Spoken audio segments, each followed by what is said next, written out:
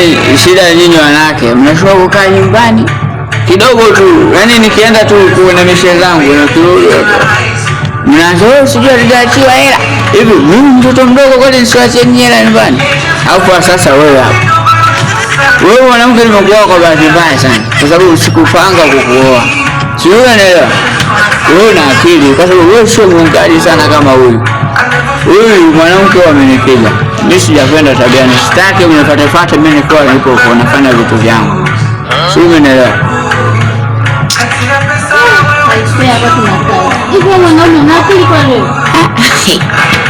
Sasa hayo watu hivi mimi ningekuwa sina akili ningoani. Yaani wewe una akili. Yaani ukiamka tu unaanza kuelewa. Hivi unajua siku nimekula mimi nyumbani? Ni watoto mnashika kujitafutia nini? Na hii ni ngapi iliyonipa? Nakili mimi nakula nini? Wewe umesikia? Yaani wewe unatakiwa uumize kichwa ujue sasa hivi mtoto anatakiwa haya. Si ndio nani? Si ndio na si ndio mtoto.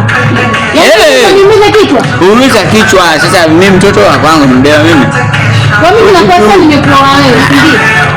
Unaona mashusha? Wewe nyumbani tunabaki tukulewe. Unaona mashusha? Tukulewe wewe.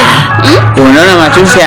Mimi nitoka na wewe ni mwana. Wewe unaondoka nyumbani saa 12 au uonekani. Sasa sitegemee nini?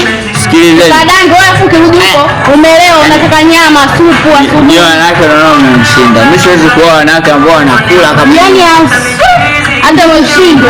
Wewe komeni. Kwanza naona huko mnaenda kuwapiga vibao. Sasa sikia nikwambie. Kama huwezi kunihudumia mimi nitaondoka. Wewe nimesemaje? Wale anataka kuondoka toke. Mimi siwezi ngategemea wanawake nini? Mnanipa nini wakubwa wakubwa? Tokeni tena papo kwanza ndio. Sawa tunatoka silikutoa kwetu. Tokeni ndio nendeni kwenu. Wanawake gani hata tukikaa hapa nyumbani kwako kwa kipi ambacho unachokupatia? Sasa kwa nini mnang'ang'ania? Zaidi sio kutogea sala tupu mara uchukue hiki godoro ukauze tulale chini. Una mada. Uko.